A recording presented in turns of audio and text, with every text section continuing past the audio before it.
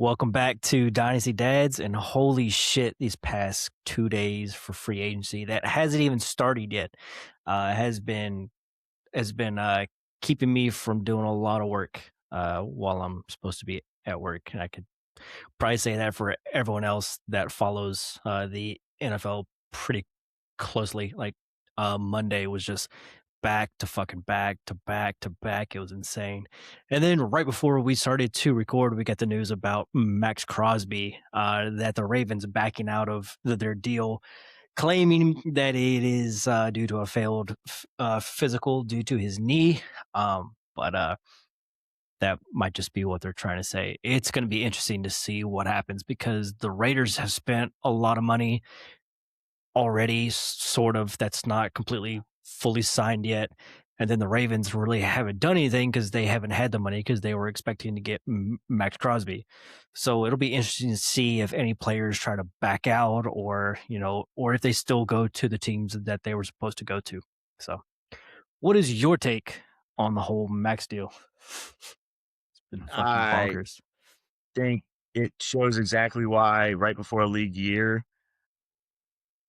everything seems like it's fact, but it never really is. I think there probably is something wrong with his knee because he's 31 years old and been in the NFL for long enough, which means he has injuries and issues. So if they wanted to say any of these are failed physical, they probably could. If they wanted to say we want him and we'll give up the first, they could say he was clean. I think it's kind of whatever they chose, and they looked at him long enough and were like, you know what, that deal we got was kind of shitty. This is the easy way to get out of it. So I think it's at least somewhat bullshit. Yeah.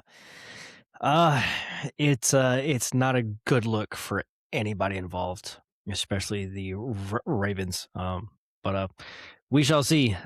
Today is the 10th, so we'll know tomorrow when everything gets finalized and players actually start to sign these contracts that are completely fake currently. All of these years and dollar amounts are pulled from Spotrac. Some of the years and dollar amounts that we've seen on like Sleeper and ESPN or whatever, they're not the same. That's on Spotrac. I'm just going off of Spotrac. I'm sure here in the next 2-3 days, all of this will be right. Whether it was wrong on Sleeper or was wrong on Spotrac, the idea behind this, it's close enough. Like Alec Pierce on here shows it's 4 years, 114. Everyone's been saying 4 years, 116. So who's right? I don't know. I don't care. I mean, Yeah. It's still two, a lot of money for him to stay in Indy. yeah, All good enough. yeah. Did not see that coming. But all right. We have a lot of news. We were going to be talking mainly the incoming class of QBs until the news pretty much exploded yesterday. So we're still going to be talking about the QBs. Not a whole lot to talk about. We'll talk about Mendoza, Ty Simpson, Carson Beck, Drew Aller, Garrett Nussmeyer, Cade Klubnik, and Taylor Green. Not too much outside of that. And most of these guys are going to do absolutely nothing in the league anyway. There's really only maybe 3 or 4 that I even care about. But all right, let's start with the news. QBs. We did get some news today that Jacoby Brissett will be the starting QB for the Cardinals next year. They did sign Gardner Minshew. That'll be the backup on a 1-year, $8.25 million contract. If you have Michael Wilson, you're probably pretty excited just because of what they did down the stretch. And you know that there's at least a competent QB that's going to be good for fantasy for that offense. Um, no, like going into next year, say you play any redraft, are you taking Marv or are you taking Wilson higher? I'm taking Marv. I think part of this is Brissett did well enough throwing the ball, was able to work in a system. Clearly, the new coach is coming in. Marv should be healthy. And if you saw the difference when Marv was healthy and not, even with Brissett, Marv was the wide receiver one for him. Um, I'm excited for the whole offense. I think it'll be fine. We saw last year they love to throw it. I think they'll try and run it a little more, especially with some of their signings when we get to. I do think though Marv is the one. Well, Marv is the two. Troy McBride is the one. And if they keep throwing at that pace, Michael Wilson will have a good bit of value still. If not, I'm curious if they try and, run a whole different kind of system. I mean, they were just chucking it around last year, whether it was smart of the team or not, even when they had leads. So,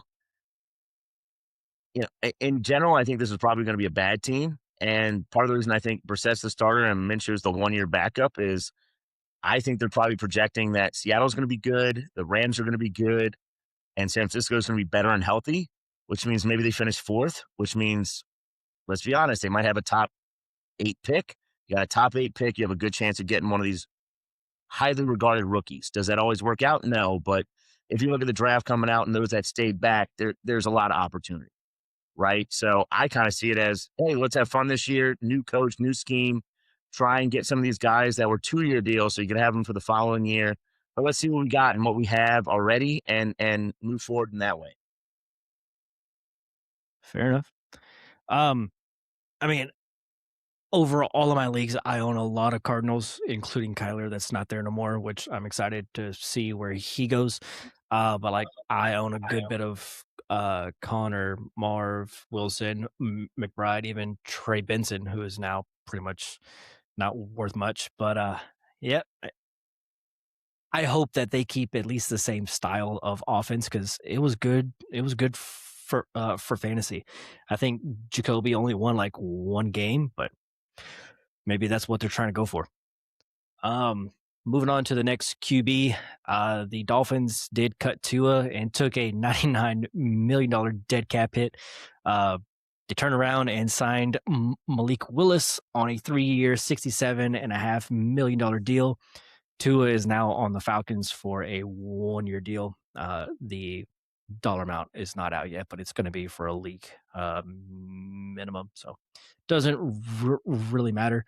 Um, there's two parts here, really. Uh, is Tua going to compete with Penix for the starting job? And is it because maybe Penix won't be ready for the start of the season? And when he is ready, is he back to being the starter? You know, how does that play out in your mind? So the way I see it is I think Tua is the starter for at least the first 4 to 6 weeks because I don't think Penix will be back or ready. Because, one ACL, we have a good time frame. Three ACLs, that's a lot of knee issue, just to say the least. And so I think it's going to take longer for him to come back. They drafted him like he's the future, so there's no reason to rush him back this year.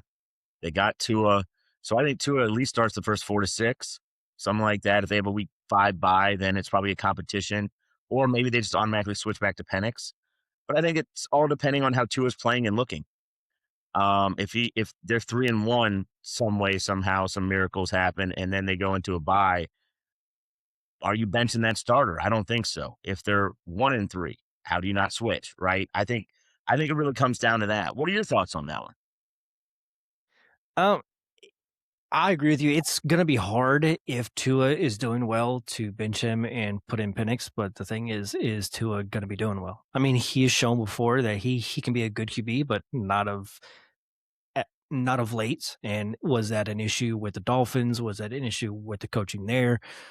Uh, I think there's a pretty good shot that one of those QBs is the long term guy next year. Well, like for the full year. I don't think it's set in stone that it's Tua or that it's going to be Penix. The issue is that's going to be there is if Tua's the guy the whole year and he's on a 1 year deal, do you spend the money on him to keep him there or do you go back to Penix? Like it just creates a lot more problems, but they had to do something because they're probably not going to have Penix to start the year. So they've been rolling with two QBs going on now, what, 3 years with with Penix and Kirk Cousins. And Kirk is I don't think they've cut Kirk yet, but It happens tomorrow, yeah. first day of the And league year. yeah, Yeah. and same with Kyler. But yeah, I don't think it changes a lot for Drake London or Kyle Pitts. I think there's still going to be main targets in that offense. I don't think it changes really much there. Bijan's still going to be fine, although that there's someone gone behind Bijan, but we'll get to that whenever we get to the backs. Um, for the I next QB, go ahead. Go ahead. I was gonna say, I mean, we saw Tua do well with a tight end, and so I actually think if anything, this helps Pitts a little bit. That's the one I feel takes a little bump. Are they that much different? Tua, how he played last year, and Penix? No. But I think he likes the tight end a little more. Now he has a better O line, so we'll see if that helps.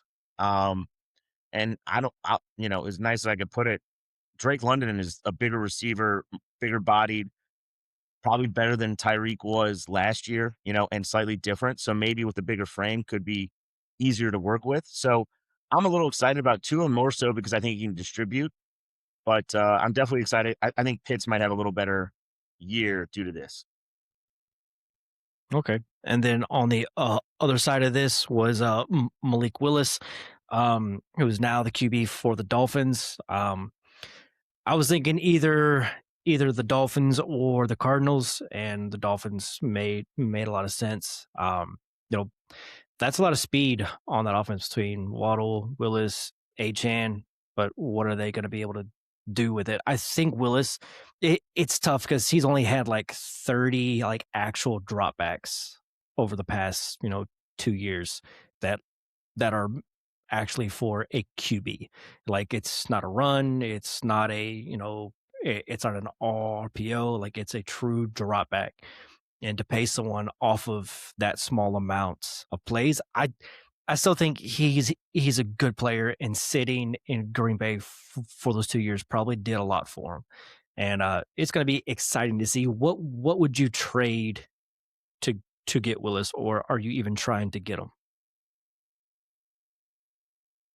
I'm in a lot of leagues. I have been in a few.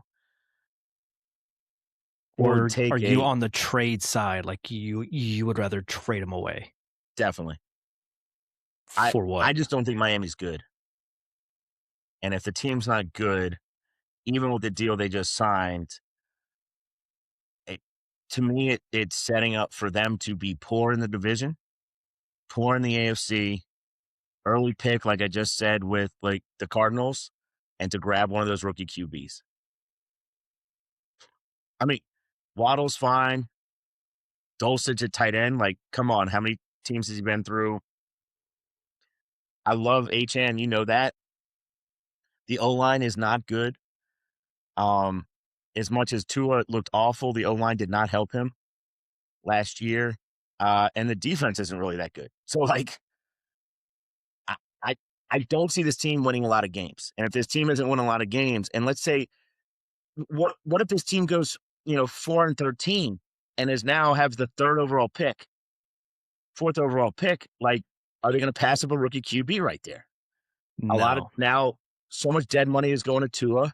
They'll have more dead cap with this QB, but now maybe if the coach survives, we'll now have his choice of QB, like actual choice. And so I'm worried long term because I don't think the team is good. Could he get? Could he do 2 years? Maybe. We know he's starting this year, and could he be helpful, especially on the ground? Yes, but for me, I'm more worried long term, and so because of that, I'm not. I'm trading away if I can for the value he What is. What about you? would you take? What would you take? A first? Sure. Yeah, I was going more specific. If I get like 107 to 110, he's gone. 111, 112 would be we discussing it. 201 and later, I'll just hold him. He's a QB starting, you know, like any QB starting on a team, even if I think they're bad, just has value. And you know that. At some Yeah. point, if an injury, you know, what about you? Where would you have it? If someone offered me a 27 first, just completely random, I would take that, See, and I'm probably up until like the 108 to 110 range, somewhere in that range too. Like he's still gonna be good for fantasy, and if I'm trying to win this year, then he's probably gonna be good enough to help me win just because he can run. Unless he pulls a Fields and gets benched, but I don't think there's anyone on that team that could really step in for him. Um, so no, and I think he's a better it's passer, even though we hard. haven't. I think he's a better passer. Yeah, I would send. I mean, would you send a late first for him? Like, if you're trying to win this year, because that's where we're putting the value at. I if I have a very good team and I only have 1 QB and I need a second, yeah, I would try other deals first, to be honest. But if that's kind of where it feels like I'm stuck on a team that's kind of rebuilding and he's my best option, I would send the 110. But I would Okay. have to know my team's good. Like, I have really good running backs, depth at running back, wide receivers are fine, 5 or 6 that look at least usable or good, and a tight end or 2. And now I have, you know, let's say I have Lamar and my other quarterback was who's someone shitty. I'm trying to think. Gino. I was about to say, yeah, I was literally about to say, Gino, if that was the case, then I was just rebuilding anyway. But if Uh, that's the case, yeah, I probably would. But I would be trying, I guess personally, if that's the case, I'm trying to take that first plus another pick and trying to go get Stafford or someone like that. Does that make sense? okay, Yeah. I got it. All right. Next QBs, we just spoke about Gino. He was traded to the Jets for a 6-7 swap as far as picks. Um, Is he the starter? I don't even know if I care. Um, I mean, it's still him and Fields, right? So they're probably not going to give it back to Fields. It's probably going to be Gino, and Gino is going to be a starting QB. He's going to have Garrett Wilson. He's going to have Brees Hall. He's going to have Taylor. Yeah, AD Mitchell. Adonai Mitchell? Yeah. Yeah. So, and then they could take another pass catcher in the draft, and then it starts to look okay. But I mean, would you trade a second for Gino? Would you trade? I mean, are you in the third range? Like, because he's going to be a starting QB for at least the start of the year, and then I have if it goes tons of bad, shares and I'm almost at a hold. And I have tons of shares. And the reason I have tons of shares is he's usually my QB3. I drafted a lot because I got him late. And it's like, I'm you have to offer me like a mid second. And then I'm like, that value's too good. But it's really the depth piece that I'm looking for, right? And if I needed him or felt I could get it's some kind of early third, I would only give up, But I don't think the team that has him is giving enough for that. I just whether he has a role or not, he's gonna be the starter, I think. What I don't like is he got traded to the Jets, and the biggest issue he had was with pass protection, and their O line is not really that good. You know, I don't think it's as bad as the Raiders, but I wouldn't put it at good. Does that make sense? yeah, And what? I think they lost 2 of their starting guards. Now, neither of the guards were that good again. So whatever you want to take out of that. But uh, if I'm trading, let's say I trade the 301, you know, what about you? Are you trading anything for him? no, no, not really, because I mean, there's a good shot he starts, 2, 3 games, and then he's benched or I don't know for who. Fields. I don't know if they can go back to Fields. I don't see how they went back to Gino.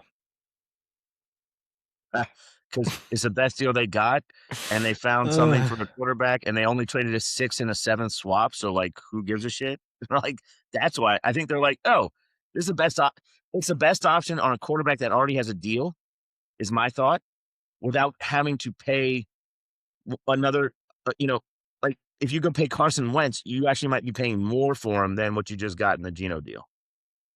Why not try and go get Kyler unless Kyler is a sure thing Why to would the you want Ky Vikings?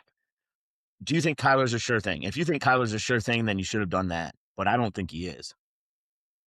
I think he's better than anything else that they could have done. Yeah, but with how shitty your team is, if you all of a sudden go and spend, 40 mil a year over 4 years, you're just wasting your time again.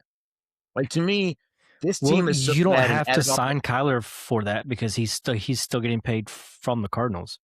I mean, yeah, but if they you only they sign him could a have gave one-year him deal, then you get 1 year. What's the point of that for the Jets?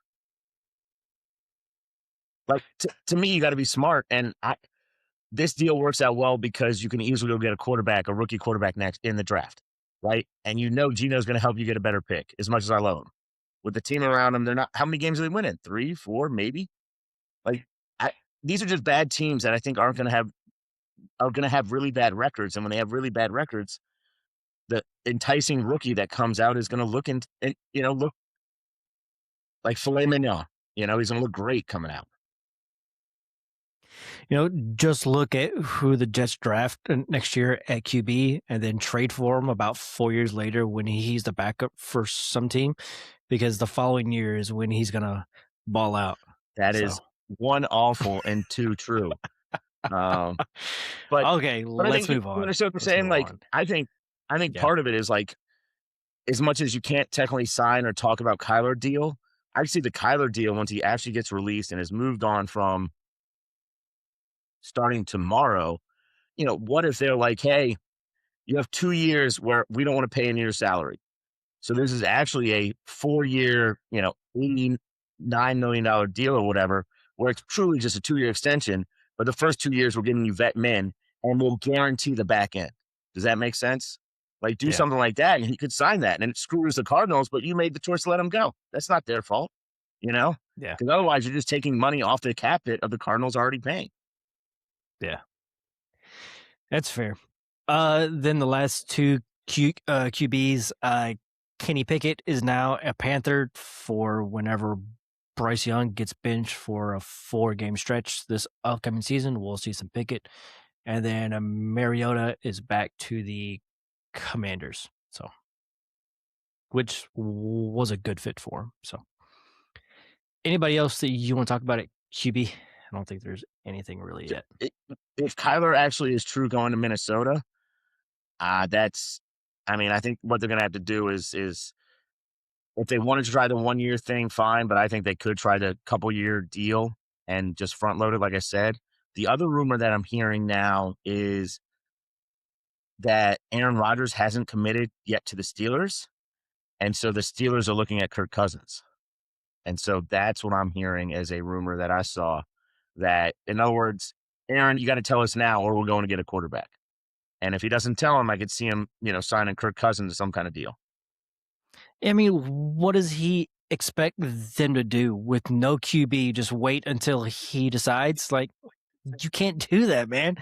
Because as soon as he says no, then they're fucked. Like they have to do something. So I hope it's already been talked about, and he's saying I'm either coming back or I'm not, and we'll probably know tomorrow based off of what the Steelers do. So I all right, I hope we'll see, but yeah, I mean, if Kirk Cousins signed, and because he had a deal, I think it's kind of similar where the offset language they could sign him cheap. yeah, all right. RBs. K9, Super Bowl MVP, signs with the Chiefs, 3-year, $43 million deal. Uh, this means that the Chiefs are probably not going to take Love at the top of the draft. It also means Charbonnet is going to be the lead back at some point, unless they do something and bring someone else in, which I haven't seen them do yet. So it's was it George Alani currently as George your Milani, starting? baby. Yeah, Miles is happy. I took him in the 40th round right before him. That's fucking hilarious. I mean, He there's literally not a texted me whole like, "Dan, lot. that's what I wanted." But on that note, on K9, good for him, getting Yeah. paid, going to a good team, good situation. I don't know about that, but I don't know if it's the best. And the reason I say that is he won a Super Bowl on a team when he was a starter to show how good he was. I truly think him staying would have been best for him. But I would love your opinion. yeah, I was hoping that he would stay and he would get the bulk of the work this year. That they wouldn't bring in anybody else. They would wait for Sharps to get back. Take it slow. But K9 would get most of the work this year, and then K9 walks after next year. Not K9. Charbs walks after next year, and then K9 is just a guy there in the system that works for him.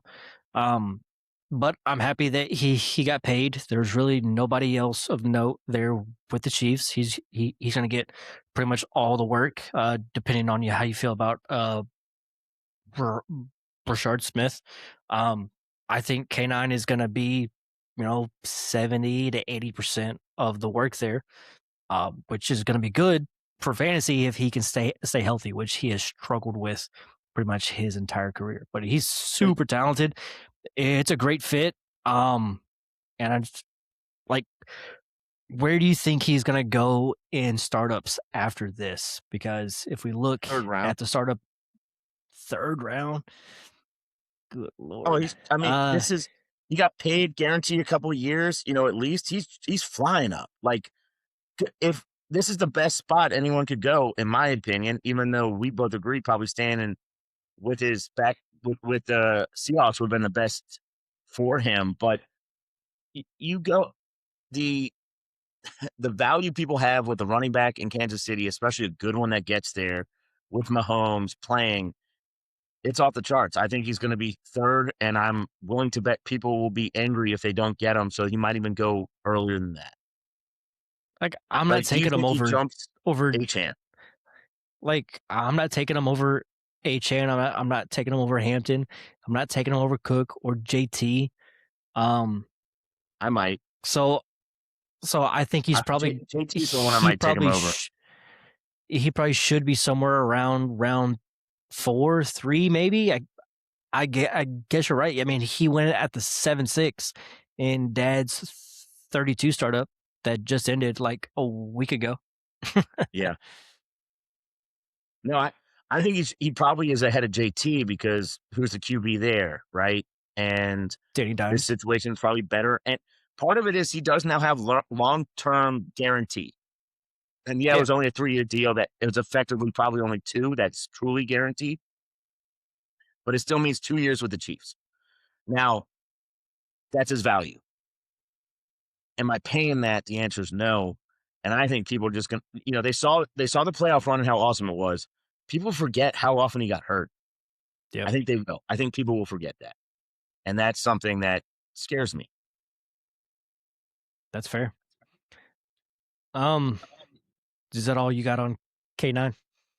Yeah, I just think his value is a third, and I would probably put him, you know, 7, 8, 9, something like that. I think everyone you said is that late area is kind of where he is. I would have him above JT. I just didn't think the situation's better and the age is about the same. So for me, there it is. Even Okay. though I do think JT's a better running back, but that's where I'm at there. So the guy in Dad's 32 startup took K9 at 7-6, and in the very next round at the 8-7, he took our next guy, Travis Etienne. So he went back to back of these backs that both just got paid. Both are going to shoot up in value. And and in the 8th round, he took Willis. So he hit on all three guys. uh, as far Well, as we all guys knew that Willis would that go were going to get somewhere. That was kind massive. of early for Yeah, him. yeah. Yeah. He went in the 9-6. So I mean, he'll probably go a little bit higher than that, but he was like the end of a Bryce Young, JJ McCarthy, Da- Danny Dimes run. So he'll probably go maybe another 2, 3 rounds up. But uh, I don't know about 2 or 3, ETN. but that seems right. Yeah. Talking So about how about you those. take ETN since you're a Saints fan and he This is signed my a team. 4-year deal? Yeah. Um, I think it's a great fit for us. I'd be very cautious year one. Alvin Kamara is here. Everything I'm seeing, it doesn't make sense for us to cut him. He doesn't want to get traded to another team. I know we've restructured his deal just to get under the cap, but it's still a $19 million dead cap if we move on. If we even do a post June 1, it's still, 9.5, or it's like 10 and 9 this year and next year. It doesn't make sense for us to move on, in my opinion. We're already under the cap, which is what we needed to do. What does that also mean? It means I think we're going to use Kamara a little bit and at least split time. Now, tomorrow, when we hear that Kamara got traded, his value goes up even more to me. But right now, I truly think it's a great fit for the system. I think people don't realize, the Saints were bad last year. We were. If you look at the Yep. last few games, we played easy competition and we got better. But truly, we have a second-year tackle and a third-year tackle that are getting better and will be good. Our starting center at one point, when he's healthy, and he hasn't been 2 out of 3 years, when he's healthy, is probably a top 10 center in the league, and I think even better. And we just paid to get a guard in free agency that was rated quite highly. And so now our O-line looks good. We have at least one weapon on the outside. I think we're setting up to draft another weapon on the outside. Shuck looked serviceable to good at points. Now all of a sudden our offense could be above average. Now our defense is going to be worse too, which is probably better for him. I think he's going to catch some passes out of the backfield. So I am quite excited. I don't know where to value him a little bit because of homerism, but as well as I'm probably trying to trade him away because I have ETN in good spots, and I would love to have him as a Saints fan. But I think year one is going to be a little bit less exciting than people are geared up to be purely because of Kamara. What are your thoughts? Do you think there's any chance that Alvin says that he's done and he just retires? One more year for 19 million? Nah. I'm like that's you're a running back. You only have limited years, right? This is probably the one Yeah. of the bigger years you got. And no offense, that dude's got more diamonds in his grill than I've ever seen in my life. So he's probably got to pay for it. So I doubt he was investing very well, and this is the investment year. Yeah, I think it's gonna be a maybe like a 60-40 split, maybe a 70-30 split with Alvin being the less. He didn't look good this past year and he was hurt for a good chunk of the year too. He's older. I think he's way past his days of when he should be playing, but he's got the contract to still be there and collect a check. So I think he's going to be there, still be involved. They can't keep an RB2 healthy to save their life.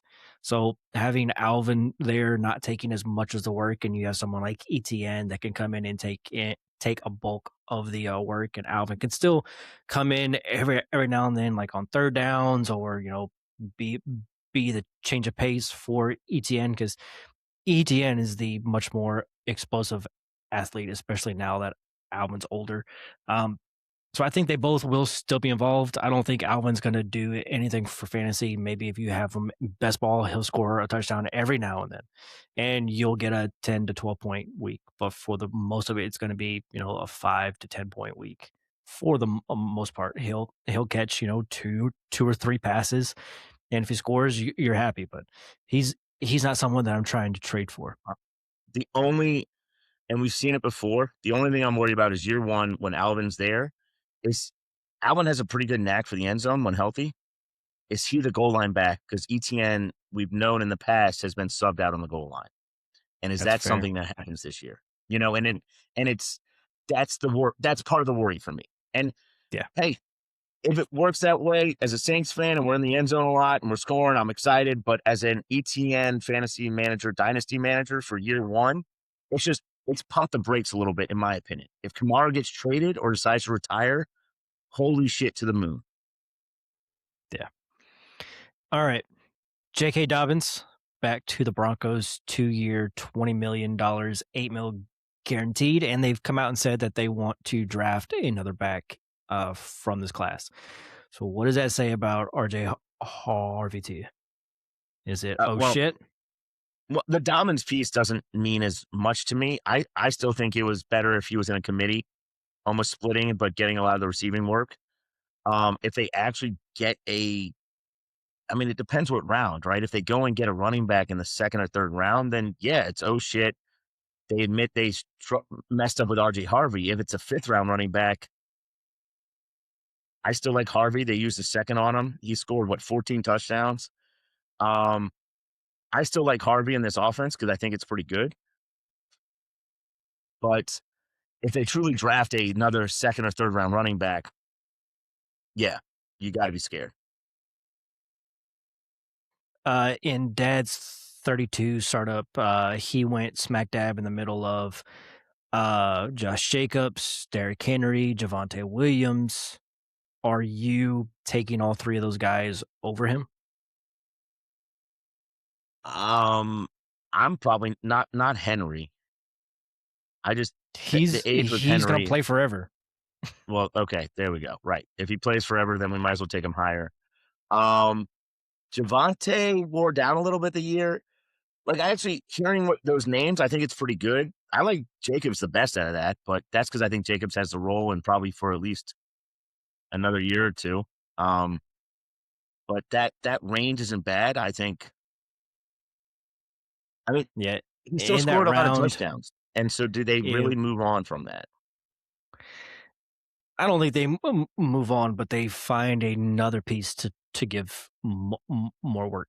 I don't think Harvey looked good like as a RB, workload type deal. Like he didn't look like a good back. Yes, he is an explosive athlete. He can make plays. He can catch the ball. Like he is a piece that can be used, but I don't see him ever being a featured player for this offense.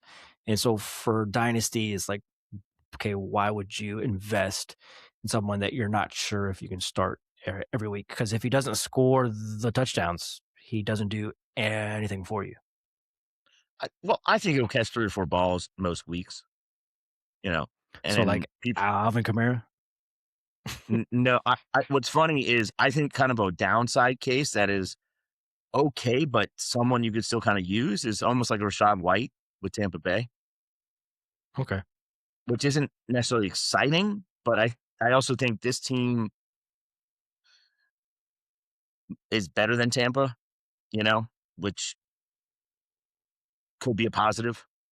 So that's kinda I feel he's better than that, and I know I've said that before when he got drafted, but if they truly take an early round back, like a 2nd or 3rd round running back, then, you know, even me, one of his biggest proponents, is gonna have to look and be like, "Oh, okay. This value has been cut at the knees." All right. And for Dobbins himself, he's probably going to be the lead back, just like it was this past year, who looked good when he was playing before he got hurt. But um, I don't think he's someone that can take every snap because he's just been hurt his entire career. So you have to have another two guys there to back up Dobbins. And that could So be why is, Jaleel McLaughlin and some of these other guys clearly aren't cutting it. So maybe that's why they're also looking at another running back. Need the 3 yeah. guys, 2 main guys, and a rookie, and see where it goes. And if Dobbin gets injured after week 7, then they have their 2. Kenny Gainwell to the Bucks on a 2-year deal, $14 million. So that pretty much tells me that Aaron Rodgers is not going back to the Steelers. Otherwise, he would have fucking wanted Gainwell back. But I guess we'll see. But Gainwell to the Bucks, I think Gainwell is better than White, but I don't think he's going to take away a significant amount of work from Bucky. Yes, Bucky was hurt this past year, but when Bucky's on the field, he looks like a different player. Gainwell will find a way to get on the field. There was a lot of times that they used 2 backs. They always have a change of pace guy. They're probably still going to have Sean Tucker as the 3rd guy. I just see Gainwell as a upgraded. What? Is Sean Sean Tucker isn't Tucker there. gone? Yeah, Oh, he's he's gone. gone. Gone. They didn't even tender him. They didn't even tender him. Dang. So he's Dang. gone. Okay. So Well, tender. shit. So I'm hearing rumors that Sean Tucker might go to Seattle. So that Oh. so that's one of Oh the my ones I'm hearing. goodness. Anyway, Oh, no, they could have tendered him for like 3 million, and they said no thanks. So that's he's gonna have a crazy. role, and I think he'll be fine, and he could easily catch 4 or 5 balls again, kind of what he did in Pittsburgh. But this Yeah. offense has more weapons than Pittsburgh did. So to me, it's a good change of pace, but he's not the starter. Bucky's still the guy. It hurts Bucky a little bit because I think this is going to be more of like a 55-45 split, 60-40, than what we even said with ETN and Kamara. That's fair. Man, Sean Tucker on the Seahawks, that just makes me smile. That'd be I think it'd be great. I think it's a good fit, because but because he would be the starter.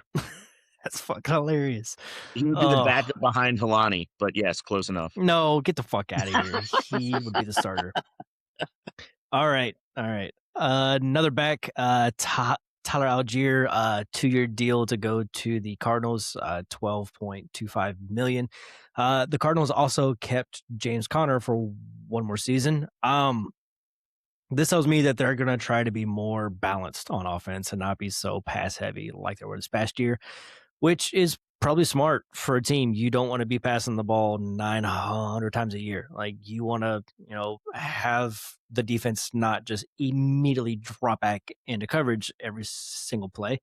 And not every, third and short needs to be a pass. So Tyler Algier and Connor, they're both the same kind of style backs. I think there will be like a 1A, 1B type deal. They'll probably split pretty 50-50. It's going to be hard to try and start one of them in fantasy. Your best bet is to have him in best ball. And if he falls into the end zone, you're going to be happy. Connor will probably get the most of the third down work just because he's been a proven pass catcher there for years now. But Tyler Algier can catch the ball, so it's all about how they want to use these guys because they're both pretty much the same player. Is Trey Benson getting traded? I mean, for what? To who? Like, Well, if some teams like, hey, clearly you don't want I'll him. take them You, on the Packers. what I'm saying? What if the Packers are like, here's a 6th rounder? You know what I'm saying? And they're probably like, thanks, Do see it. ya. Yeah, But you do understand it. what I'm saying? Like I could see that, and then that gives Benson a better chance. New fresh life. Go with established coach. I actually love that. That would be his value. Would then Benson would go from now, in the shitter to, oh, this is a top line backup on a pretty good team, right? So, Yeah. if I would love to see that. I think a team might come asking, especially when they see how bad the running back class is, and just say, you know what? I think Benson was better than a lot of these rookies, so let me go get him. That's fair. And I think he's only got one more year left. I think Yeah, he's and going then into he's a his last restricted year. thing, and then you Yeah. could restrict and keep him for a cheaper deal, right? Because this is his 3rd year, and then the 4th is that restriction, restricted free agent for at least a year. So, yeah, I think that would be awesome. Let's not get too excited but no, right now Benson's value's in the shitter. Yeah, just a bit. All right. Anything else on the Cardinals backfield? Or are you good? I'm not as excited about Connor. I know they're restructured, but I think they're just bringing him in for continuity. More excited about Algier, but yet again, I told you this team I don't think is going to be good. So if they're really splitting, it's going to be frustrating to own. Yeah, that's fair. I mean, what could happen is maybe Connor gets hurt again, or he misses a good chunk of the year, and then all of a sudden Algier's getting everything, which would be great. You know, he Yeah, can do it all for this team, and you know that's that's the way that one of these guys becomes good for fantasy, is if the other one's not there. So while they're both there, it's gonna be hard. we saw it in Seattle last year, right? It was hard the whole Yeah, year. Then all of a sudden, Charbonnet goes down, and Kenneth soft. Walker was a god through the playoffs, right? Yeah, So yeah. All right, another back that's close to Algier is Rico Dowdle. Goes to the Steelers, 2 year, $12.25 million contract. He's going to be splitting with Jalen Warren. Um, I mean, does does Dowdle take a lot of work away from Warren? Like, is he like is now Warren the Gainwell of the offense? Like, is he just going to be primarily passing down work? Is Dowdle going to be the first and second down guy? I think Oh, they must switch. Yeah, that's how I yeah. would see it. I think Dowdle is more the first and second, get some passes, but I think they switch roles probably. Um, a little meatier, a little more up the middle that Dowdle can do than Warren. Which one do you want?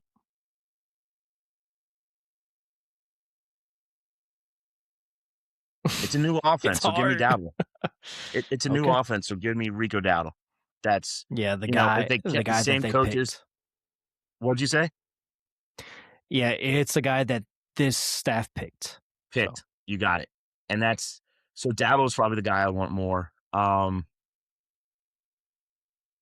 Yeah. It also depends who comes in, right? If Rodgers comes in, he loves dumping to his backs. So maybe Warren jumps up a little bit, but he just had him. But if it's Kirk Cousins, who knows? But yeah, I'm going with the new regime that chose their running back. Is this rest in peace to Johnson? Yeah, put a fork in him. He's done.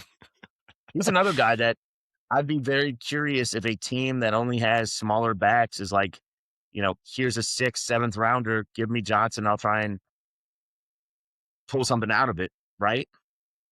I would take him on the Packers. I mean, Yeah. w- whoa, wasn't he a second round pick this Yeah. past year? Early. Holy No, shit! third Oh, round pick. was it third? Okay, Third. He was one that fell a little bit, went in the third. But still, if you think how bad he is and this is where you're at, then let's get him out, get a pick for him, even if it's a sixth. Another team will take that reclamation project on. And I truly think, there are a lot of teams that would be willing to do it, especially if it's cheap. And he's on a rookie deal cheap. So it's perfect for a team to take on, especially if they don't yeah, think a running back, like the running back class, if they don't like, maybe they like 3 running backs total. This is an easy trade target, give him up a 6 rounder in the draft, and there's your running back. Now you can use the other first rounds on more prominent positions. that's fair. Next guy, Isaiah Pacheco found a new home. It's going to be with the Lions. There's no contract details yet, but Isaiah Pacheco is going to be the replacement to David Montgomery. I think it's a massive tear down. I don't think Isaiah Pacheco is. I mean, to be fair, David Montgomery didn't look great this past year either, but I would definitely prefer Monty over Isaiah. I still think this is, all green light go for Gibbs to be at least RB1 or 2 this upcoming season. I think he's in the same tier with Bijan. I think he's going to get a bulk of the work. I don't think Isaiah is going to really cut into the workload for Gibbs personally. The only thing is, does he vulture some touchdowns? Yeah, But that would suck. but here's the thing: David Montgomery did it, and Gibbs was still awesome. It's Mhm. to me, part of the question is more their left tackles thinking of leaving. What, they lost a guard the year before. The team look a little worse. They got to invest on the defensive side to actually become a Super Bowl contender again. How does this turn out? How does this play out? They're not very active, at least so far. I haven't seen in free agency because they don't really have the money, I guess. So No, they it's don't. it's so it's kind of, where do they go? Anyway, uh, does that mean I'll go for Gibbs? Yeah, because he's gonna be the stud. He might be, 75, 80% of the touches in the backfield, which is a ton. So yeah, I he and Bijan are so special. It's hard to argue which one. Um, I guess now is a good time to bring up. You talked about Kansas City signing their guy and the Saints signing their guy. I feel we both franchises figured out and realized that Love wasn't going to fall to 8. Yeah, that's fair.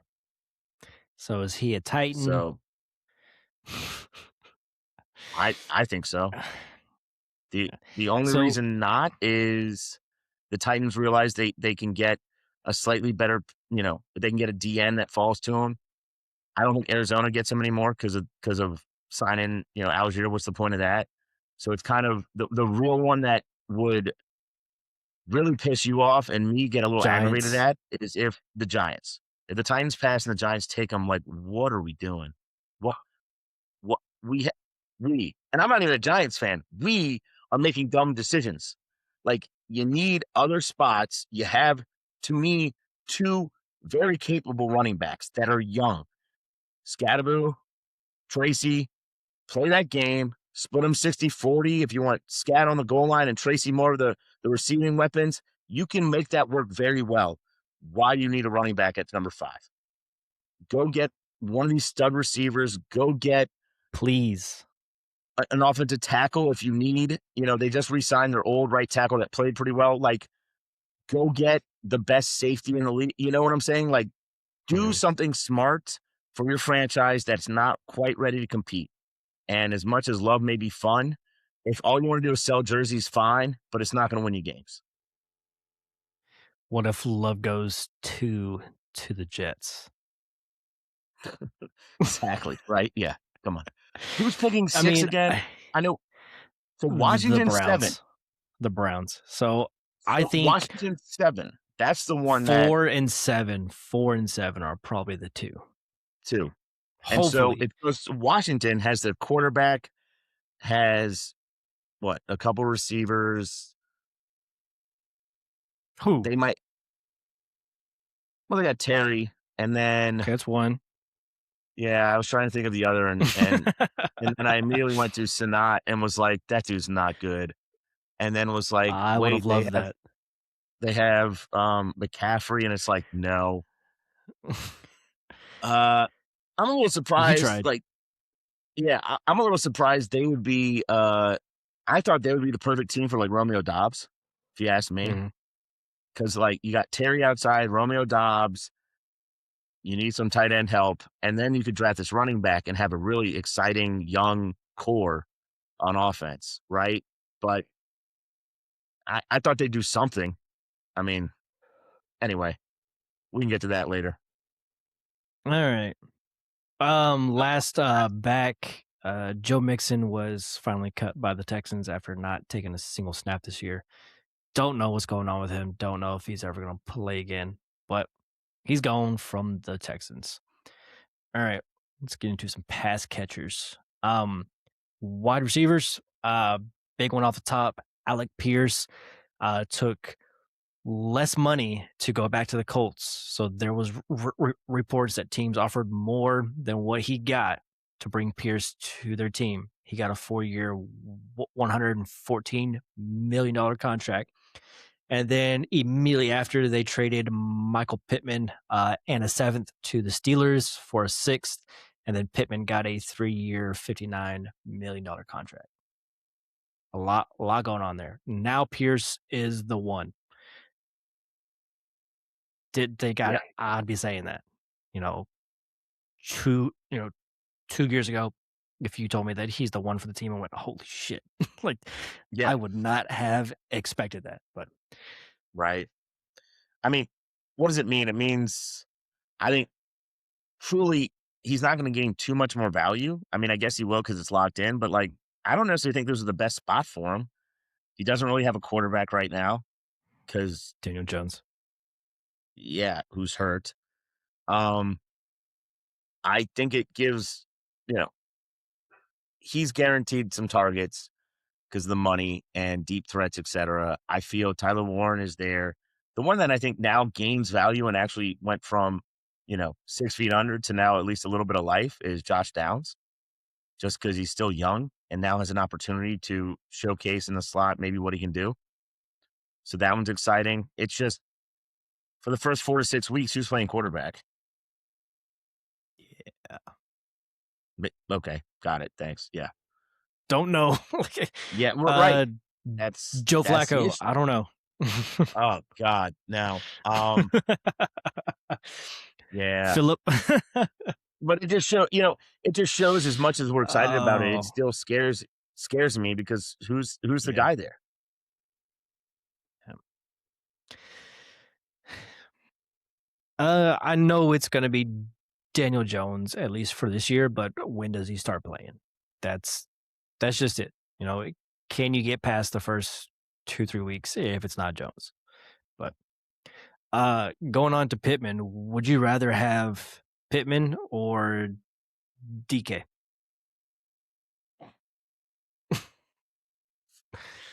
In Dynasty or for this year? Dynasty.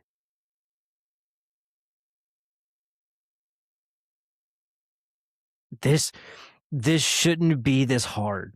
It shouldn't be, but DK is just a fucking clusterfuck. So it's I don't Uh, know. give me Pittman. Alright, I'll still take DK just because he's big, fast, and strong. Let me just say, if I'm in a league and I have Pittman and you have DK and you offer me the trade or vice versa, I then immediately say, "Fine, but I need a third on top." And if you did that, I feel like I'm winning. In other words, I take either, and wouldn't really care and make you say, "I wanna do the deal for a third," which a lot of people are like, "Fine." Let them make the choice. Otherwise, I'm just keeping them, whoever I have. Yeah, Like, that's fair. yeah. All right. All right. The next guy, Wandale did leave the Giants. He went to the Titans on a 4-year, $70 million deal. He's now the wide receiver one for that team. Cam Ward's finally getting some weapons. Um, I don't know if this is a huge step up for Wandale because he's been, pretty much a top guy in fantasy these past 2 years with all of his targets. So, like, what's going to change for him? Is he going to get more touchdowns on the Titans? Probably not. Is he going to get more targets? Probably not. I mean, he was already getting a shit ton with the Giants. Maybe he gets more deep passes. Well, he just started to get more this past year with the Giants. So this is really just good for his value long term because he's got a contract, and that's huge. But I think his I production might fall off. Oh, So I think Dayball knows who he had and is gonna use him yeah, that same way, wanted him in the offense, gives Cam Ward a solid slot option. To me, this sets up, I think same reason I love Khalil Shakir is I think you know what you're getting. The upside is not that high, but the floor is very high. And as a wide receiver 3 or 4 in Dynasty, this is exactly what you're looking for because they have games where they do score a touchdown. When they score that touchdown, all of a sudden it's worth it. But they also have games that are consistent as hell with, you know, 5 for 60, 6 for 50. You know what I'm saying? Like these games are yeah, solid. They don't lose you. They may not win you the week, but they're solid. And when they take that and turn it into 6 for 60 and a touchdown, that can help you win a week. And especially the value you're paying is late. It's small. It's a second rounder, maybe early this year because the draft kind of sucks. But like that's fine. And now he's got a long term deal. It means something. So they're going to use him for a few years, and they have cap space, and they need somebody for the quarterback. So is it sexy? yeah. No. He went in the 12th round of Dad's 32 startup, next Yeah. to Ayuk, Mac Jones, likely like I would happily take Wandale there. Like he's Well, like the only name I like in there is Likely, yeah especially because it's tight end now, premium one but point, yeah, right? yeah, I'm just yeah, saying the other two names are useless, but that's my opinion. So yeah. who cares? Guess. All right. Romeo Where did Alec Dobbs. Pierce go in 32? Where did Alec Pierce go since we talked Oh about my him? goodness. He went at the 10-10. 10-10. So a little ahead, but not too much. See, Yeah. and that one's best ball, right? So I'd rather have Yep. Pierce because I think he can explode. I think he can go Yeah. 6 for 120 and a touchdown, right? So And Michael Pittman went. I think he went pretty late. Michael Pittman. 11th round, Where'd he go? 11-8 would be a guess. Oh, are you guessing? Holy shit, you were close. 11-6. Oh shit. Okay. Yeah, that was a guess because I'm not in the league. So that's what I would have said. And then Downs was down at the 15-4. 16. So What do you know? 15-4. 16th or something? 15. Okay. Gotcha. Close enough. Yeah. Romeo Dobbs, 4-year, $68 million deal. That's what it says on Spotrac. I know it's been said at other places. It's a 3-year deal. Uh, we'll have to wait until he signs it and it comes out. But 3-4-year deal, whatever it is, he's the wide receiver one for that team for probably the next 2-3 years at least. Which I'm happy for the guy. I'm happy that the Packers didn't pay him that much. I would have been probably fairly upset if they paid him that much money because we don't have that much money. We have freed up a bunch of money this offseason. Um, so if they did all that just to pay Dobbs to be the wide receiver 2 or 3 or 4 on any week, like, come on, don't do that. So I'm happy for Dobbs that he got a bag of money. He's going to the Patriots to be the wide receiver one, and he's probably going to be a solid wide receiver 2 in fantasy. You know, if you look at what Diggs did this past year, I think Dobbs is a more talented player at this point in their careers. So Dobbs is probably going to be a pretty big focal point of that offense. You know, you're probably looking at close to 100 catches, somewhere around 1,000. No, he'll probably be somewhere I between have like 80 what? catches. I have millions of shares of Romeo Dobbs, and I love him. And there's no way I would project Uh, that. I'm thinking he goes a typical 7 for 1,000 and 6 touchdowns. Is usable, is fine. But I said it to you before, and I've said it on this podcast. Part of the reason they got uh, him is I've always said he's a good run blocker, and he knows how to yes. fit a scheme and is willing to attack and block safeties and cornerbacks and help. He's a football player. He's a grinder. He's not going to sit back. Mm, And let's be honest, Diggs at this age probably just sat back. I'm not saying I saw it, but this was a Romeo Dobbs wears the big head helmet for a reason, and we'll use it and we'll block and we'll get in there and block safeties and crack back. But 100 catches? No way. all right. It, Who has yeah, more targets next year? Is it going to be Dobbs or Wandale? Wandale. Dobbs or okay. All right. You want to I bet? guess. That's tempting. That's tempting. $20 right now. Good. Sure. I'll take Done. Romeo. All right. Cool.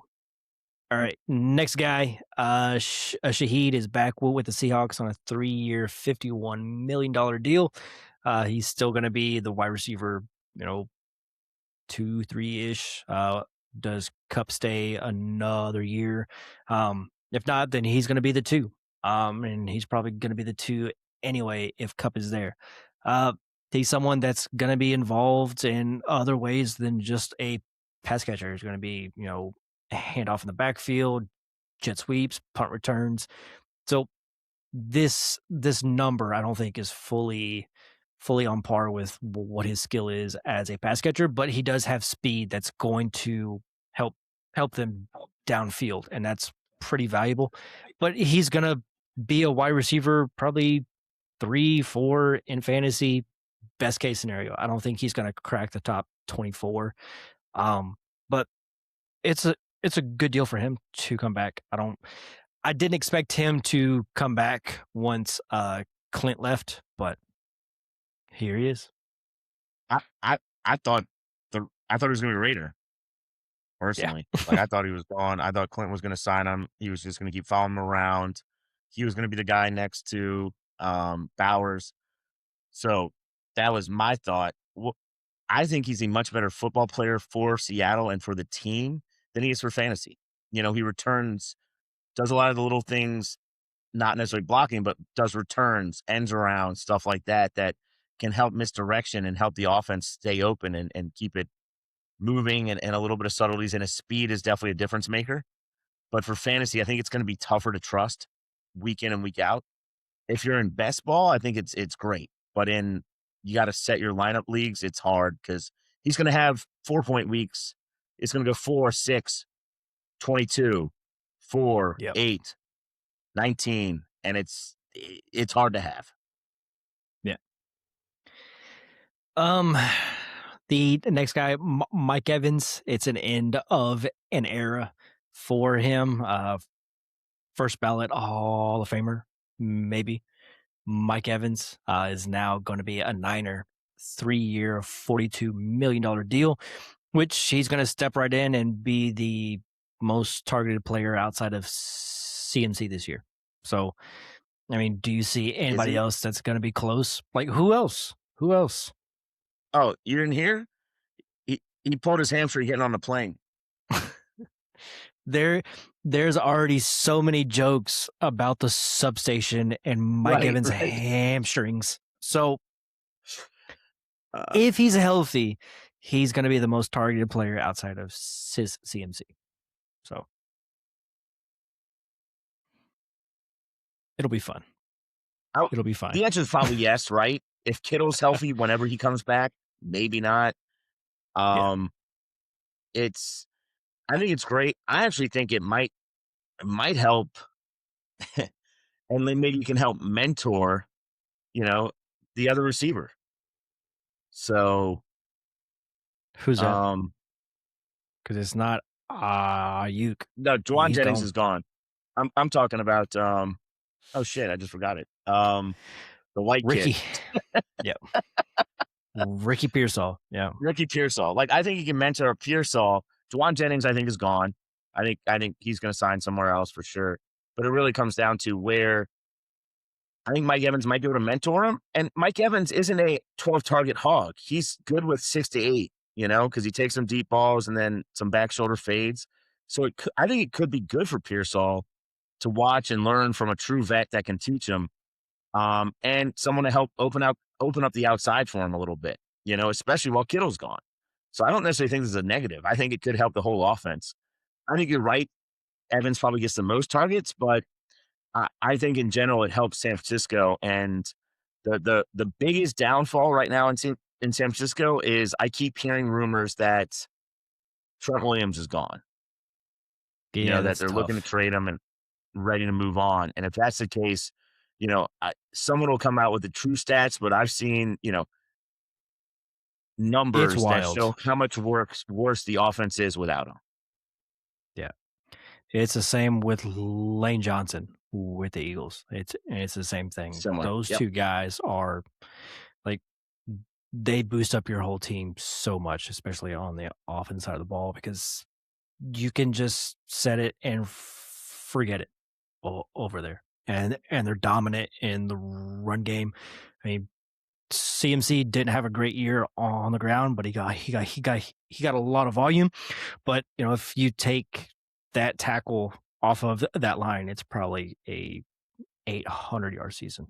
You know, but Oh yeah. anyways, it'll be interesting. I did see something about this deal where it's like more like a 1-year deal, like all the guaranteed money is in the first year. So I was like, maybe it's just It, this it's similar one to year like a deal. Devontae Adams is what I'm hearing, but it's Okay. exciting. End of an era, which sucks, but I think realistically, he's like, what's the best team I can actually go to that'll actually sign me for a decent amount of money that I can actually maybe play in a Super Bowl again, right? Well, then he So should have come to the Packers. Anyway, moving y'all on. weren't that money. You weren't going to pay that much, and you know that. No, ain't no way. Yeah, y'all aren't going to Um, admit you failed first rounder last year that quickly. Y'all have too much pride for that, even though you should. he's gonna be a great receiver. I don't know why people think he's not gonna be, but anyway, Yeah.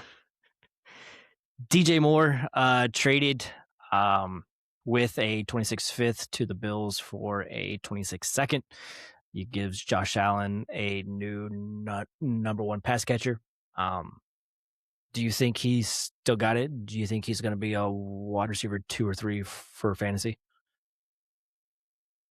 I don't know why the Bills did that, but like Yeah, it was kind of. they took on a big contract. Like I don't understand from the Bills side.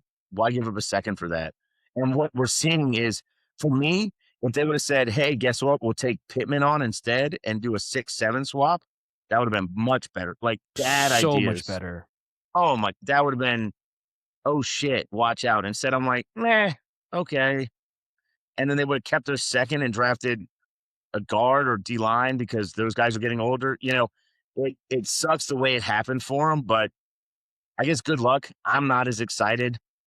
I don't necessarily think DJ Moore could truly be a one. He had 1 year when Justin Fields peppered him with like 2,000 targets that he was truly a stud receiver. And other than that, he's been fine, you know? So it seems that that the Bills GM was the problem, not the head coach. Got it. Just like everyone thought. Cool. It might have been both, but yeah, the GM is definitely making problems. Yeah. And then on the other side of this trade, now the Bears pass catching room is a little bit more consolidated. You have Rome, you have Burden, you have Colston. You feel pretty good about those three now that it's Yeah, just I think three. Cole Kmet might be the top target earner. I don't even know who the fuck that is. All right. Anyways, Moving But on. no, it's so good for these young guys. Yeah. Um, Burden, all that. I will say this for fantasy, it makes them impossible to trade for. Oh yeah. Like the Good luck. value is I you know, I have some of these guys. I don't have a ton of their shares. I'm not even willing to waste my time to go talk to a manager that owns them. Just what's the point? I'm Colson Levin's sure going to I've got cost some leagues with Rome, Burden, Colston. If anyone wants to send me a ridiculous trade what, off of for 'em, I will listen. what's your price? Like you're better than me. Like I'm not even willing to entertain it because I know I'm just wasting my time. Colson Loveland, it would take Uh, what now? 4 firsts, Burden 3 firsts, Rome 3 firsts. Just nothing crazy. I'm being serious though. What would it take if someone offered you Uh, the 10? Here's the thing, Colson Levin, the 108 and a 27 first. Are you doing it? I would need that 26 pick higher, like in the top 6. Top Okay, 6, sure. 105 and another first. You would do it for Depending on Loveland? what I had at my other tight end. If I only had Colston and I'm trying to bet that Sadiq is gonna be, on the same level as Colston, I don't like to take that shot. But if I have like a Kyle Pitts or a Kraft or a Fannin or someone else in that range, I would feel okay with it just to get two other Very assets, good assets. Yeah. Yeah, exactly. What about Burden? I don't think you're not getting that for Burden, even though his stock's high. But what if someone gave you the let's be honest, let's say the 109 and a 27 first, and you got to send back your 27 second. Is Burden gone? Yeah. Yeah, he's gone. That 27 first makes it very enticing, right? Yes. What if Yes. someone says I'm getting 108 and a 27 second just for Burden? You don't have to send anything back. No, I would either need a high first this year, like a top 6, top 7, maybe, depending on where guys get drafted, or just a 27 first in the deal. I would do like a Rondell, not Rondell. Damn, I should have said that. A Don't do that. Wandale, Next. Wandale, and a 27 first. I'm like, okay, sure, Oh, let's do yeah, it. that I would do that in a second too, because they should be Yeah. almost even. I don't think that value is that much different, but that's why I'm going with,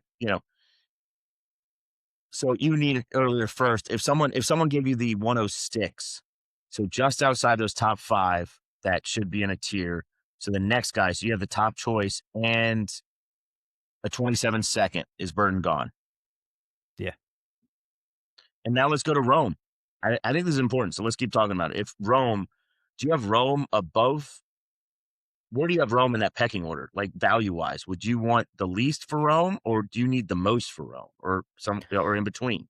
I think it goes it especially in the leagues that we play in with tight end premium. I think it goes Colston, Rome, then Burden.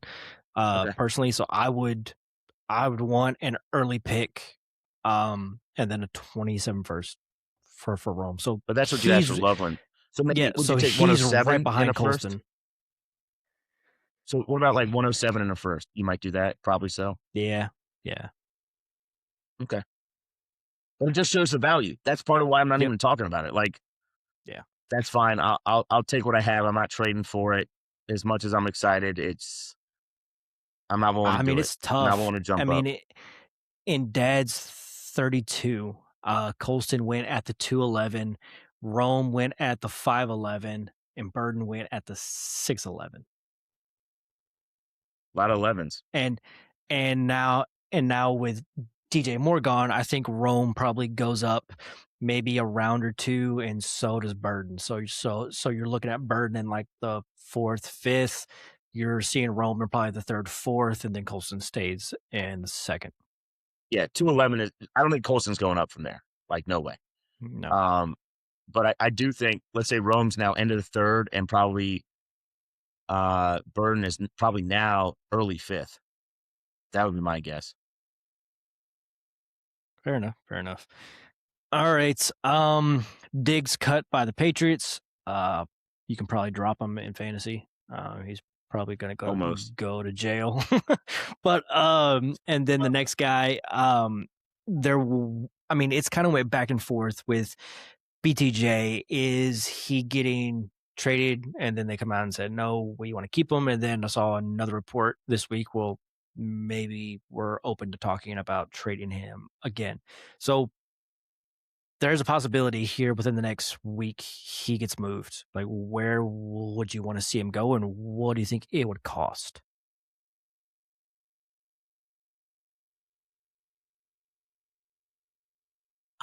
If they want him gone so bad, if I'm a franchise, I don't think I'm giving up a first for him. But if I'm an early second, let's do a deal. Let's make it happen. Yeah. The thing is he's still got, what, 2 years left on his contract, and you have the 5th-year option still. So, Yep. you have a cheap, very talented player for the next 2 to 3 years.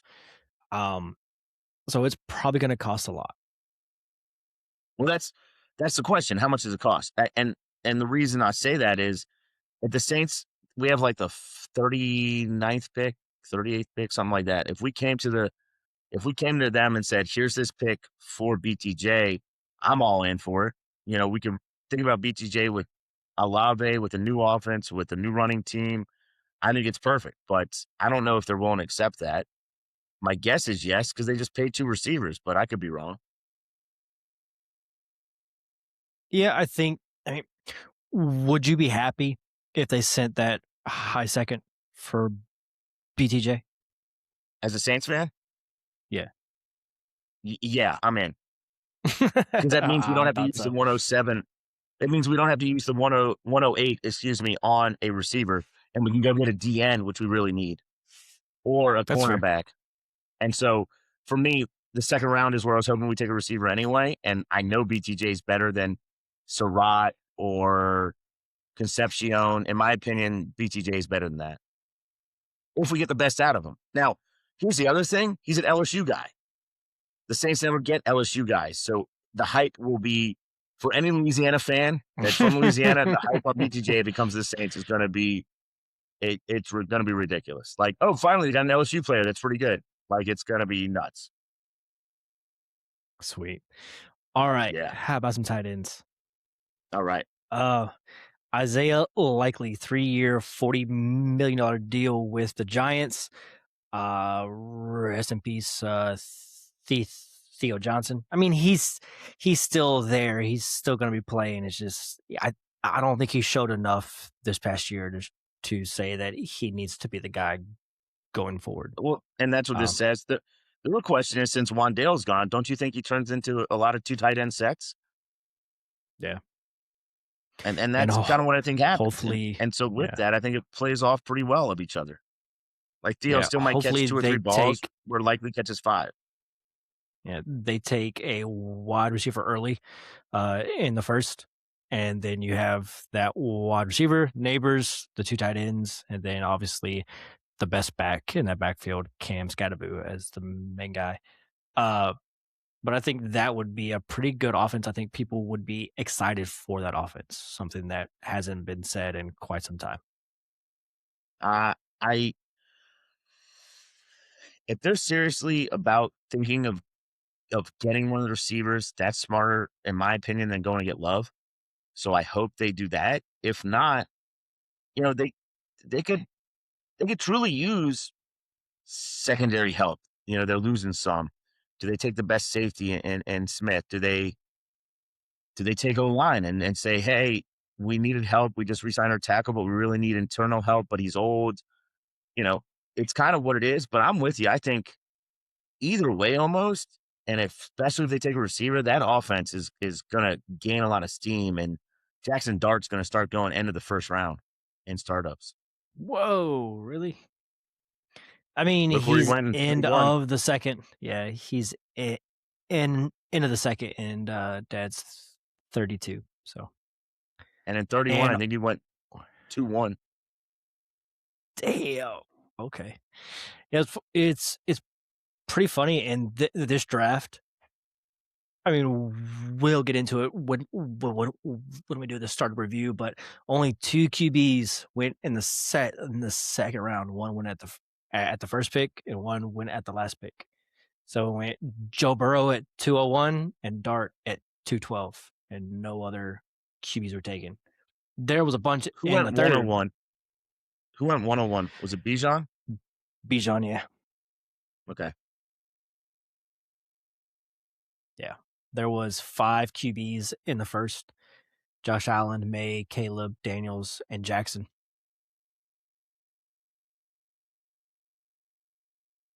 That makes sense. Yeah. Um, what we'll get into that draft in a second. Where do you have my question for you is where do you have likely since that's who we're talking about? And tight end ranking. Do you Oh, think he's like 10? I mean, he's probably top 10. I mean, there's not a whole lot of names. So like you look at it: McBride, Bowers, Colston, Warren, Laporta, Fannin, Kraft, Pitts, and then you're sitting there at 8. Well, that's with 8. Like, do you want to put him above Kincaid or Ferguson or Gadsden Right. or Stowers? Do you want to put him over Kittle? I mean, I think he's right there on the edge of that 110. 110. So that's kind of where I was saying. Those 8, whether you believe in Laporta, but I think he should be up there just because of where it is and the coach loves the tight end or did the OC. But I'm with you. I think he's kind of right on that 110 area. So if that's where you are, fine. Hey, Colin, can you hear the rain? No, it's pouring. Sweet. I mean, it's fucking banging on this window. I And I can't keep hear it at seeing all. my mic, and I'm like, I'm not seeing it hit the mic at all. That's fucking weird. This fucking mic I is can't hear it at all. badass. But Gus, not one little bit, man. yeah, That's pretty yeah, sweet. Yeah. If it is pouring, I can't hear it. No. yeah. We're supposed to be getting tornadoes here soon, so we Oh might have shit. to cut it after the free agents and talk QBs later. Let's But yeah, let's add the QBs to a different yeah. topic. This is way more important Yeah. than the QBs. Let's be honest. After Mendoza, I'm not even that high on. Like this is a shitty class. But I mean, yeah. I I think that there's something there with Klubnik. I think there's something there with Aller, Beck, maybe, but I'm not a fan of Ty Simpson or Garrett. And then Green is like, he's probably someone that I'm gonna throw a dart at so he can sit on my taxi, just in case he plays. Because if he plays, he's gonna be good for fantasy, maybe. But like for the most part, I'm not too excited about this class. So, but No. still, If they all still, go in the still got fourth to talk round, about him. who cares?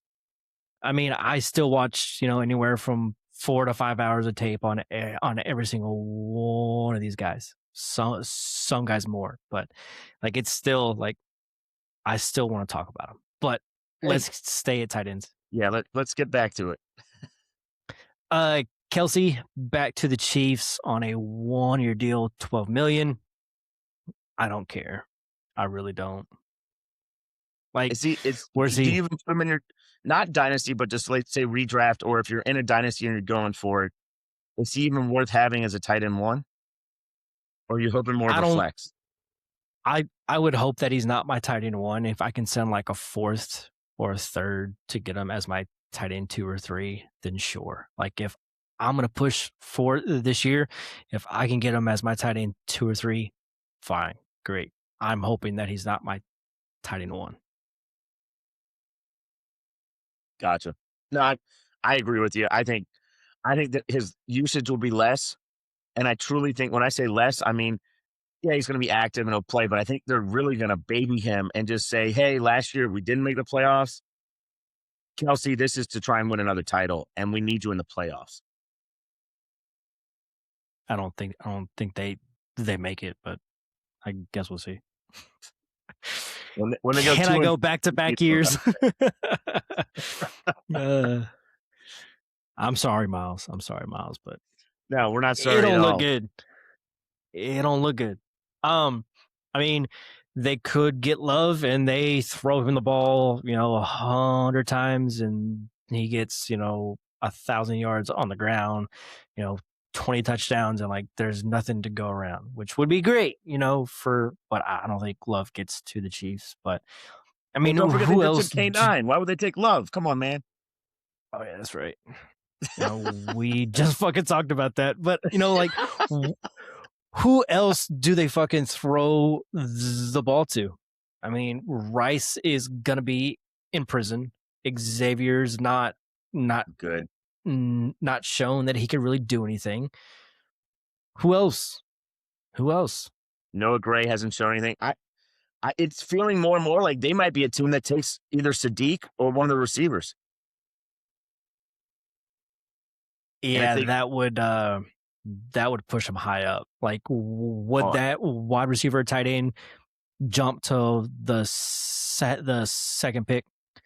Say one goes to let's pull up like one goes to the Jets, like as far as a pass catcher, one goes to the Jets, one goes to the Giants, and then one goes to the Chiefs. Like say one of the three wide receivers at the very top, one of them goes to the Chiefs. Does that guy immediately become the second pick? yeah. Because you're Well, staring at the Jets and the Giants. I don't. The only question is if you need quarterback, Mendoza's probably ahead, right? So either he goes to the third pick because the 102 is still taking Mendoza, the only quarterback in this draft, or if he doesn't, he's immediately 102. Yeah. Okay. And the question Yeah, is because you look at yeah. If Go Sadiq ahead. goes there, what happens? Are we going right back into Clyde Edwards-Helaire territory where it's like, oh shit, or is this Uh, actually a real thing? You know what I'm saying? Like if he goes there, how much higher does he fly up? yeah, but the thing about CH is no one thought that he was going to be a first round pick. No one thought that he had the talent to be a first round pick, and all of a sudden he goes at the back end of the first because it was someone that Mahomes wanted, and all of a sudden he's going over JT, which was dumb, which was very very dumb. If you just go back, like it looks Oh yeah, horrible, but it but but it happens.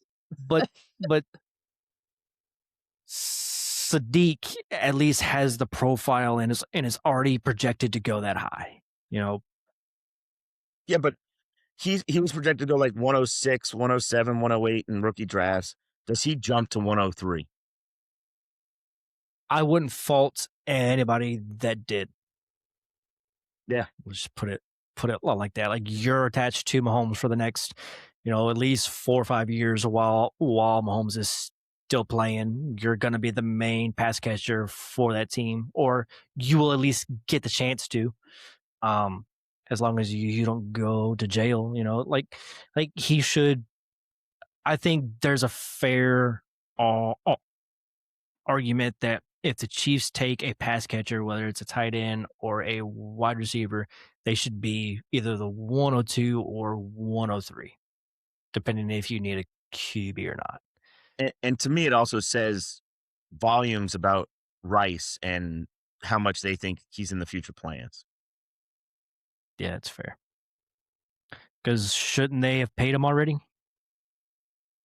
No, This, Rice is still younger, I think. I don't think he's gotten paid yet.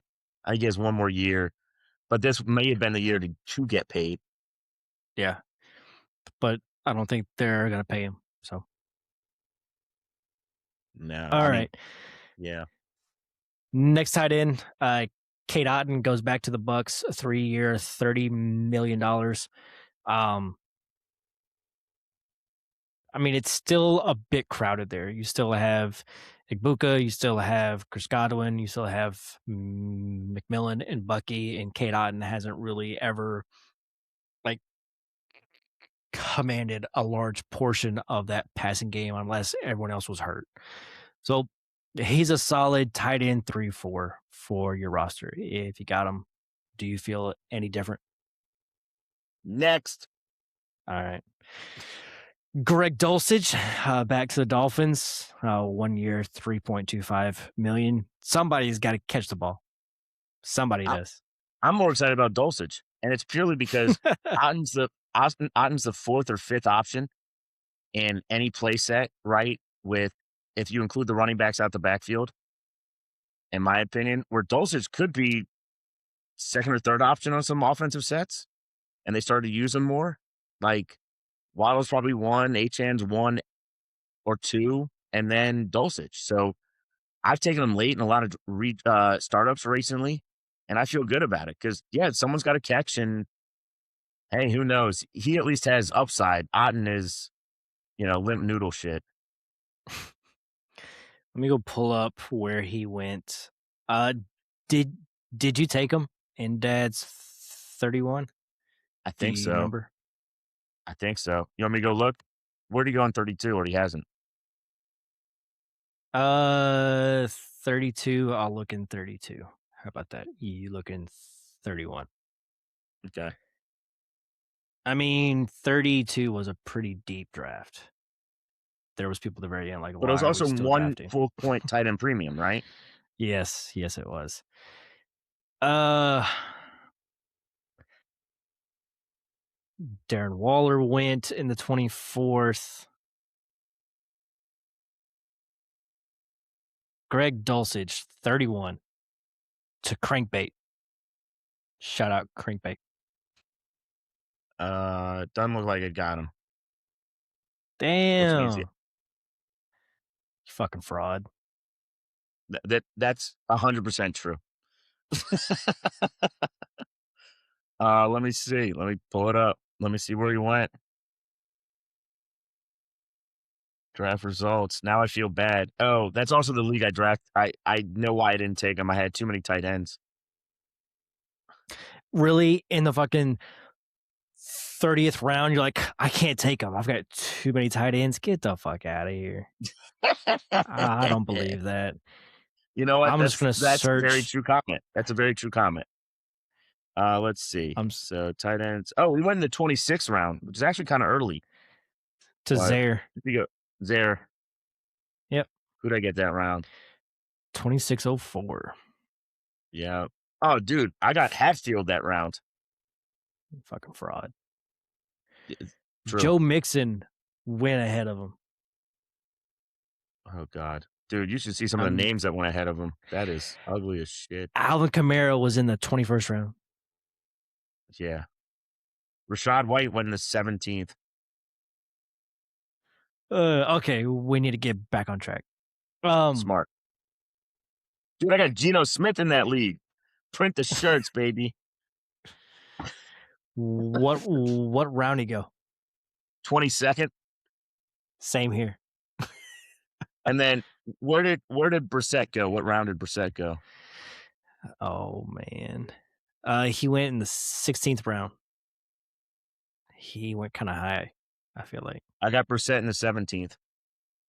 Okay, Yeah.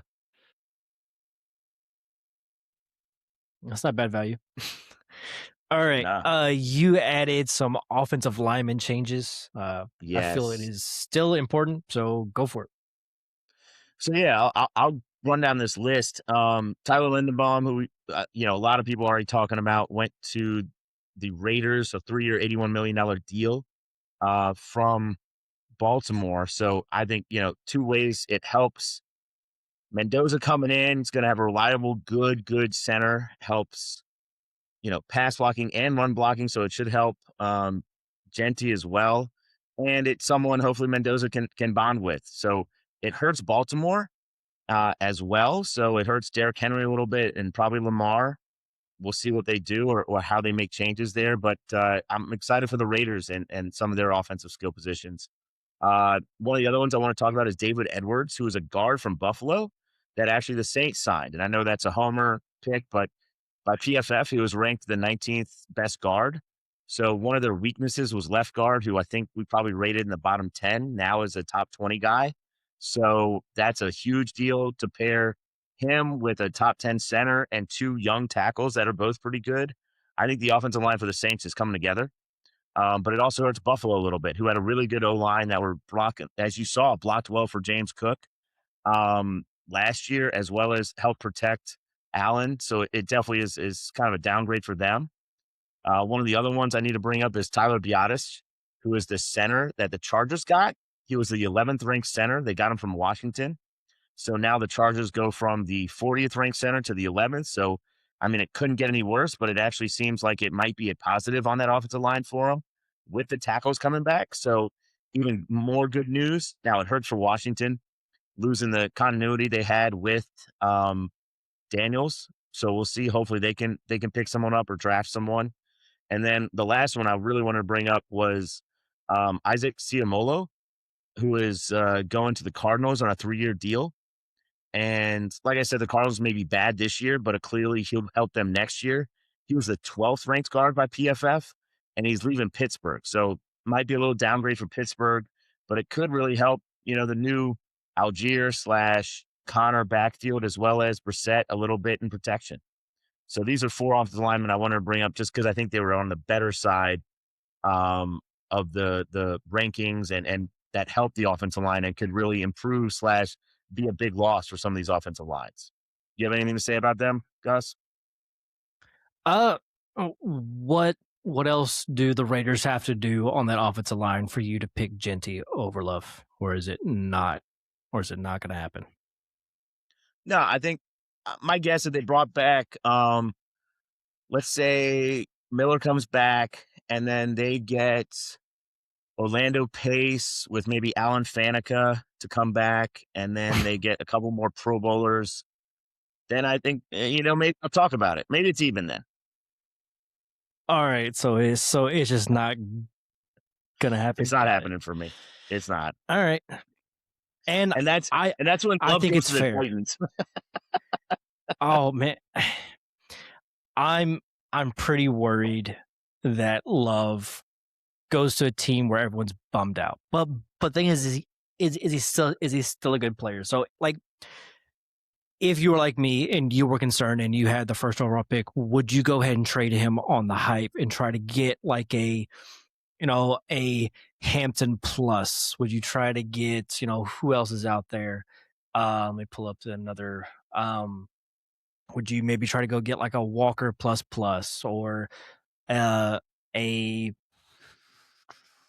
who else is out there? Maybe like a Cook plus plus or a JT plus plus. Like, would you try to move back and get a known talent at RB that's going to have value for the next 2 or 3 years and add on top? If you were worried about him going to, I don't know, Titans. maybe he still goes to the Cardinals. Like the Cardinals could still take him.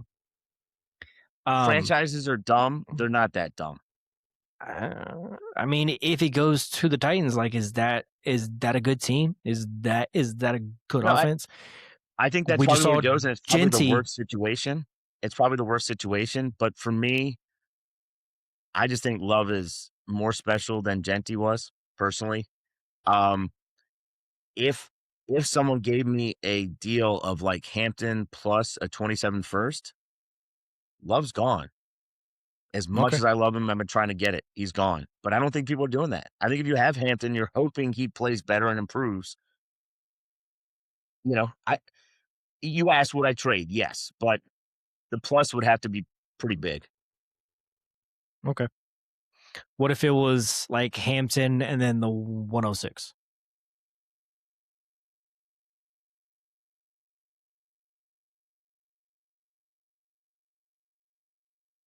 I'm trying to make a deal like right now. Eh, if Uh, I have the 101 and you offer me Hampton and the 105, it's a deal. okay, noted. All Are right. you extending me an offer? Maybe I guess we'll see. Um, Great. but I think Well, that's it wait, for where free are you on agency. that? I mean, I you don't have would the 101 as high as I do. I not as high as you do. I think Love is still a very good player, yes, but there's so much value tied up into what he's gonna be and not what he has done. And that's where you try to draw the line between guys that haven't played yet and guys that are known talents in the league. Because there's guys all the time that get drafted. Now it's simply not first round backs. That is typically a guarantee, unless your name is like CEH or Trent, which Trent was still good for at least a year or two. Um, but like for the most part, those work every single time, 90% of the time. It's a pretty Yeah. much guarantee. But if we look at Hampton, like not Hampton, Genty, he was a very talented player. Everyone loved him. He was the clear first pick, and he goes to the Raiders, and he has not the year that everyone was hoping. And now the back for the next year is being projected over him when it's not a particularly strong class at the position. Yes, there's one guy at the very top, but you see it so quickly how these backs just fall in value because they don't produce in the first year. And don't the Titans still have Spears and Pollard? For Like, now, do you think that they're just not going to touch the ball? my guess is Pollard, one of them gets cut. Okay, then you still have to deal with the other one. And didn't Henderson just deal with this all year long? You know, Uh, Ramondre, I Love is nowhere near the prospect Henderson. I think it's not even close. yeah, because Henderson's better. Got it. Yeah, that's what Anyways, I'm talking about. And Ramondre is better than both those other backs. is At he least though? last year, we could argue that. Okay. I'm just saying it's not all pretty. If he went to the Commanders, I would be thrilled. That's probably my top spot. Eh, I think it is. So plan like he's going to the Titans and take your value from that. Yeah, that's fair. All right. Well, let's get out of here. Let's do some dad advice. I'll take it this week. We just Right? had daylight savings time, so we jumped forward an hour. So what we did for like the previous 4 days before Sunday is we put them to bed 15 minutes earlier every single day. So like we started at like 7:30, then moved back to 7:15, and then 7, then 6:45, then 6:30. So once we got to Sunday and it was time to lay them down to go into Monday, it was basically the same time that we laid them down the day prior. So we weren't up till 8, 9 o'clock still fighting. I mean, to be granted, to be fair, we typically, we lay them down at 7:30. They usually fall asleep between 7:30 and 8. Sometimes it's a bit more, but I just thought that was something interesting. I saw it the week prior. I saw some people saying to do that, and I thought it was a great idea. So you're not having to fight it the day of. Obviously, this doesn't help anyone now, but if you come to it again, just have that in the back of your mind.